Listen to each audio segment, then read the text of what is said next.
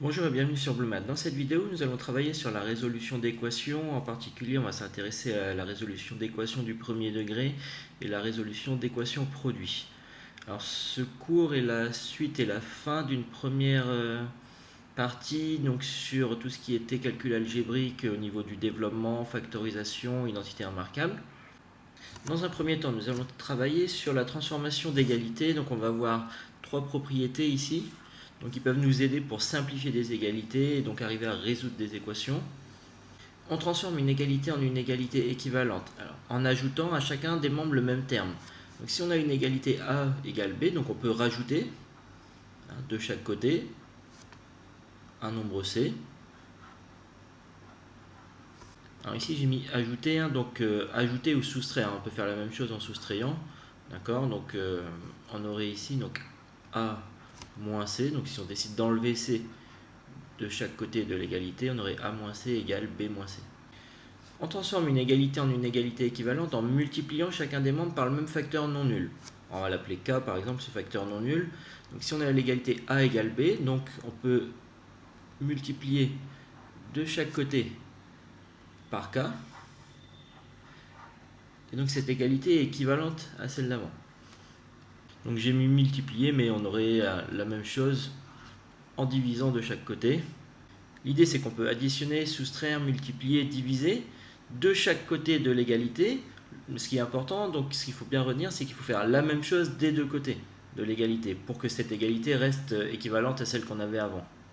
Un dernier point à voir, c'est que si on a une première égalité B égale C, alors cette égalité A égale B peut être équivalente à l'égalité A égale C.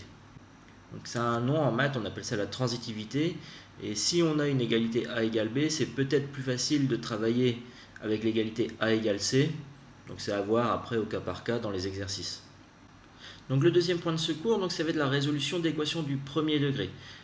Pour résoudre une équation du premier degré d'inconnu x, en général les inconnus sont notés x, ça peut être noté avec d'autres lettres, y, z, t par exemple, c'est celle qu'on voit le plus souvent. Donc il faut isoler cet inconnu en transformant l'équation d'après les règles précédentes. On va regarder l'exercice. Alors, résoudre les équations suivantes. Donc on a une première équation, 2x plus 3 égale à 0. Le but, si on cherche à résoudre cette équation, c'est de trouver la valeur de x, telle que quand on va faire 2 fois x plus 3, on va bien obtenir 0. Donc l'idée à la fin, c'est de trouver la valeur de x. Alors il faudrait isoler le x. Donc, on va utiliser les propriétés qu'on vient de voir juste au-dessus. Pour simplifier un petit peu le membre de gauche ici, alors il faudrait, on va dire, enlever le plus 3. Alors pour enlever ce plus 3, l'idée ça serait de faire moins 3. Par contre, on a dit avec la propriété précédente qu'il faut faire la même chose des deux côtés de l'égalité. Comme ça, dans le membre de gauche, plus 3 moins 3, ça va se simplifier. Dans le membre de gauche, il va nous rester 2x. Dans le membre de droite, 0 moins 3, c'est égal à moins 3. Et pour isoler le x, ce qu'on va faire, c'est qu'on va diviser par 2, ici. Comme ça, ça va se simplifier, sans oublier qu'il faut également diviser de l'autre côté par 2. Donc, dans le membre de gauche, on a bien isolé le x, et on trouve que x est égal à moins 3 demi. On peut le laisser comme ça, si on veut. On peut calculer ça, moins 3 demi, ça fait moins 1,5. On va passer au deuxième exemple, 5x moins 2 égale 3x plus 7. A priori, ça peut paraître un peu plus compliqué, puisqu'on a l'inconnu x là, dans le membre de gauche et dans le membre de droite, mais on va rester sur les propriétés qu'on a vues. Donc on a droit d'ajouter, d'enlever, de multiplier, de diviser de chaque côté, tant qu'on fait la même chose des deux côtés. Donc on va toujours utiliser ces propriétés là, et on va réussir, comme pour le premier exemple, à isoler le x et à trouver du coup la valeur qui permet d'avoir cette égalité. Alors, on peut faire ça plus ou moins rapidement. Ici, on va détailler un petit peu. On peut déjà enlever le moins 2 qui se trouve dans le membre de gauche en faisant plus 2. La même chose dans le membre de droite, à chaque fois, il ne faut pas oublier. Ça fait que moins 2 plus 2, ça va se simplifier. On se retrouve dans le membre de gauche avec 5x. Dans le membre de droite, alors on a toujours notre 3x, plus 7 plus 2, donc plus 9. On aimait bien dans l'exemple précédent avoir notre inconnu x simplement d'un côté de l'égalité. Alors que ce soit à droite ou à gauche, ça ne change pas grand chose. En général, on essaye de mettre ça à gauche. Donc il faudrait enlever le 3x qui est dans le membre de droite. Pour enlever 3x, il n'y a qu'à faire moins 3x en faisant la même chose des deux côtés, hein, toujours important. 3x moins 3x, ça se simplifie. Il va nous rester dans le membre de gauche 5x moins 3x, donc ça fait 2x, égale dans le membre de droite on a simplifié 3x moins 3x et il nous reste simplement 9 plus 9. Et comme dans l'exemple précédent, il ne nous reste plus qu'à diviser par 2 pour pouvoir simplifier ici, en n'oubliant pas de faire la même chose à droite. Et on obtient, je vais le noter ici, donc que x égale à 9,5, on peut calculer 4,5.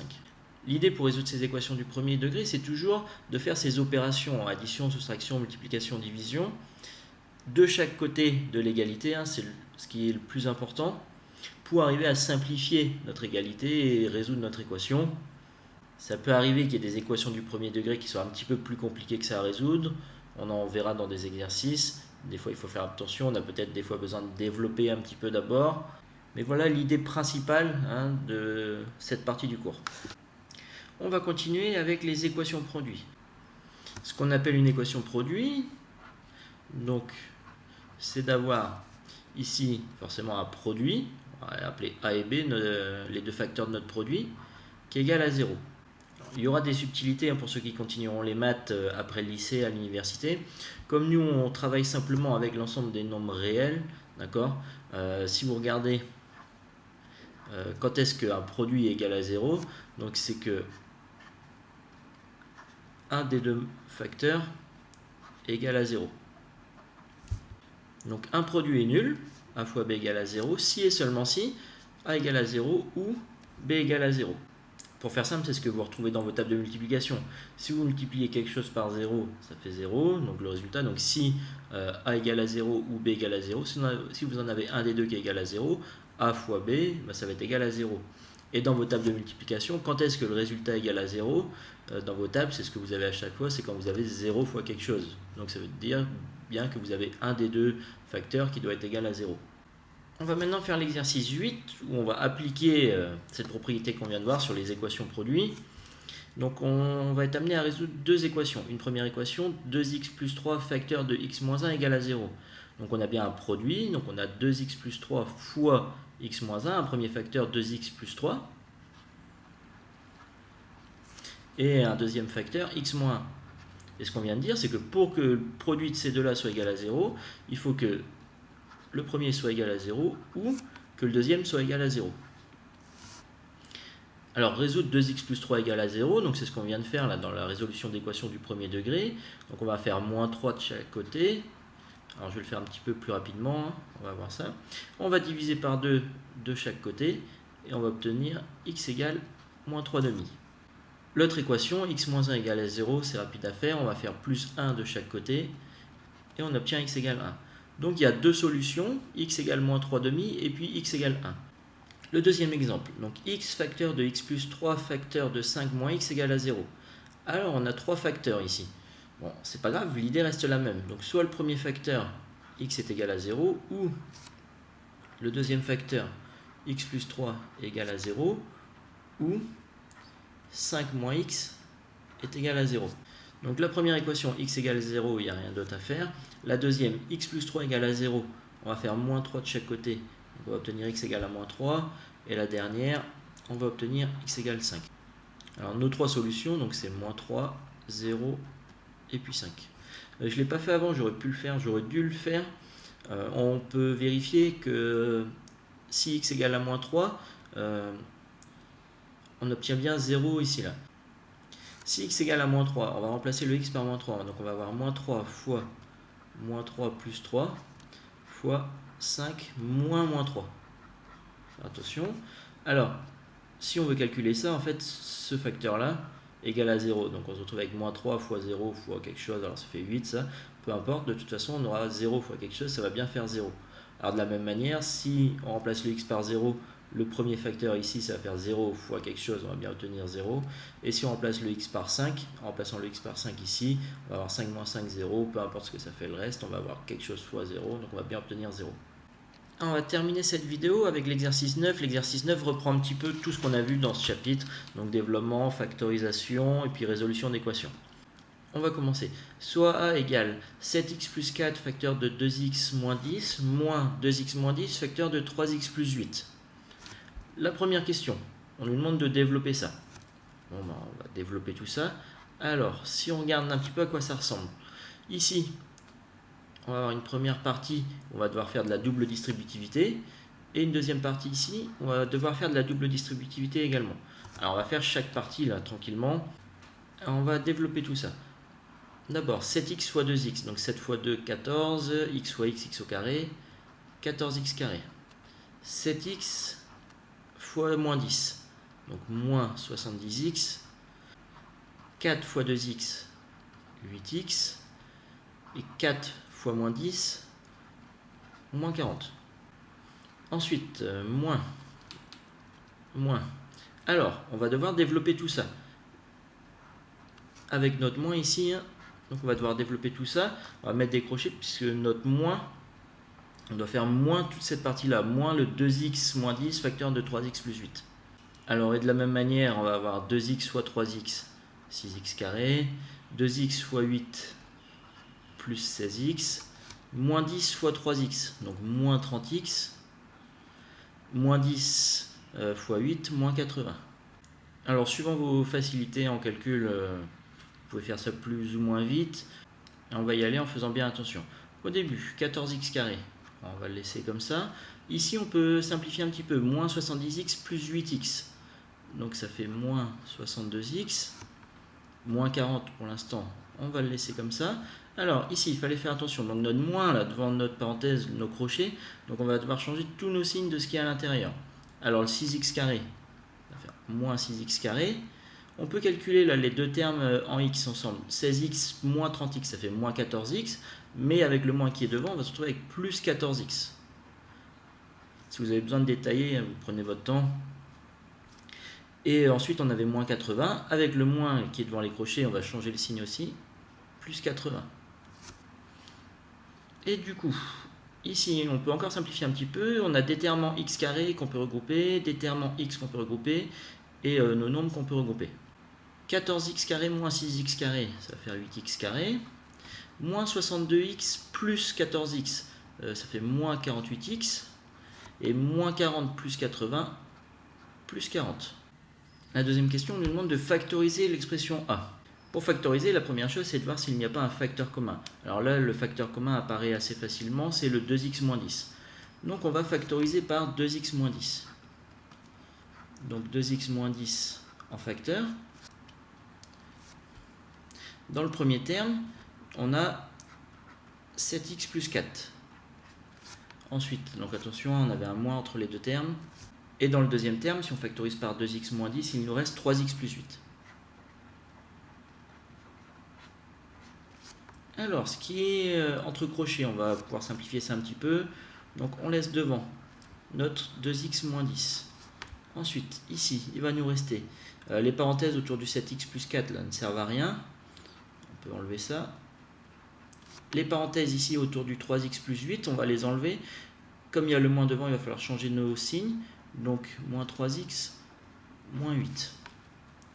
On peut simplifier un petit peu encore. Notre facteur commun 2x moins 10, on va le laisser. Et ici, 7x moins 3x, ça va faire 4x. Et plus 4 moins 8, ça va faire moins 4. Question 3. En utilisant la forme la plus adaptée, évalue A quand x égale 5. Donc ici, on nous demande de calculer la valeur de A quand x égale 5. Alors, on a trois différentes écritures pour A. Une première ici. Après, la forme qu'on a développée et la forme factorisée. Donc on se retrouve avec trois façons différentes d'écrire notre expression A. La première au départ, une forme développée et une forme factorisée. La forme qui paraît la plus adaptée pour calculer A quand x égale 5. Alors on peut regarder, vous pouvez remplacer dans n'importe laquelle, normalement vous devez obtenir le même résultat. Si on n'a pas fait d'erreur en développant et en factorisant, on devrait obtenir exactement le même résultat. Ce qui me paraît le plus simple ici, comme j'ai mis x égale 5, c'est d'utiliser la forme factorisée. Alors pourquoi? Parce que moi je vois ici que quand on va remplacer le x par 5, ça va faire 2 fois 5, ça va faire 10, moins 10, ça va faire 0. peu importe combien ça fait de ce côté, là, s'il n'y a même pas besoin de calculer, on va avoir 0 fois quelque chose, et du coup on va trouver 0. Alors, on va partir sur ça. Donc on va utiliser la forme factorisée.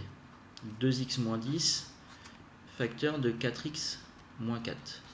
Donc si on remplace le x par 5, on va avoir 2 fois 5 moins 10, facteur de 4 fois 5 moins 4. Comme on a dit, le premier facteur ici, on va avoir 10 moins 10.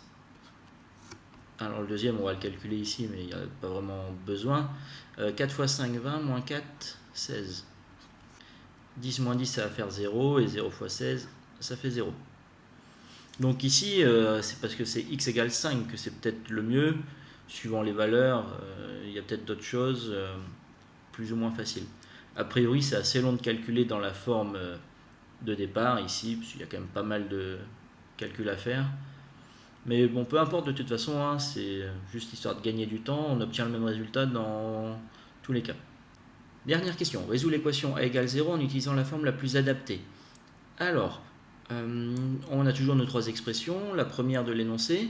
Alors résoudre ça égale à 0, ça paraît quand même assez compliqué à faire.